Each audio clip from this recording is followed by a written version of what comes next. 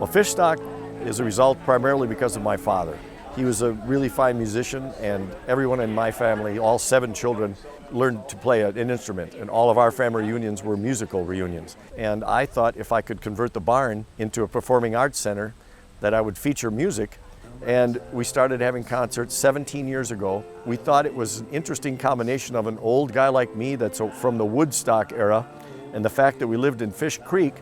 And so Stuart Dawson, who painted the sign behind me here, suggested that we call it Fishstock. So it's been known as Fishstock ever since. When I first came around Door County, I met Dave Ellman, certainly among the first people that I was introduced to. He's got quite a social calendar. And I think he still does this, but I think like every other weekend he would have like a picnic. And so there were people that would informally come to these, and that included a bunch of musicians. And then in the fall, maybe it was the first Sunday after Labor Day, something like that, he would have an informal concert in the barn that was called the folk concert or the folk show. And this was before he got, a certificate of occupancy or whatever it is, so that he could charge admissions. The American Folklore Theater were my first real sources of entertainment. And because Fred Alley, his brother David, his whole family is like my family, they were in existence longer than I was in existence here. Fred was always kind of supportive of all these kind of events. And so Fred, I think, agreed to be the MC. Different people would get up and do a few things, and there were tables that were just like spools, many of which are probably still out in the back at Camp David. And then somewhere a few years after that, Dave got it together to make it legit and got a porta potty and whatever permits he needed to actually have events and to charge money. And I'm pretty sure I was the first one. That fall I did my very first Fishstock Concert Series, and I was really afraid that no one would show up. After that first Fishstock show, another local musician, Nick Hoover, had recorded the concert on his 4-track cassette recorder. He had plugged it into the board, and he gave me a copy of it. And I played it for Fred, and we were both just blown away. I mean, it was really raw sounding, but just the essence of the performance was great, and the energy was there.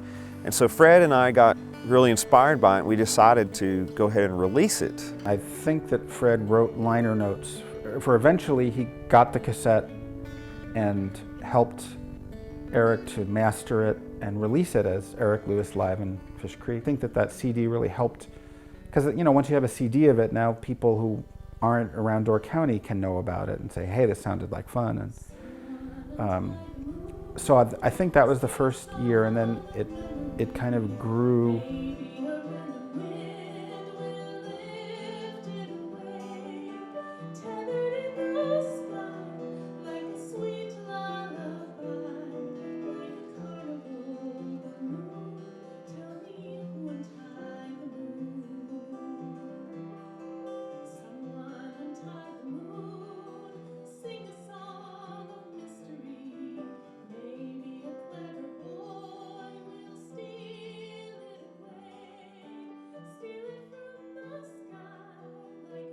Over the years, it just seems to get bigger and bigger, and it affords me an opportunity to bring more talent, and hopefully even people more talented than what I can offer, to introduce to Door County audiences.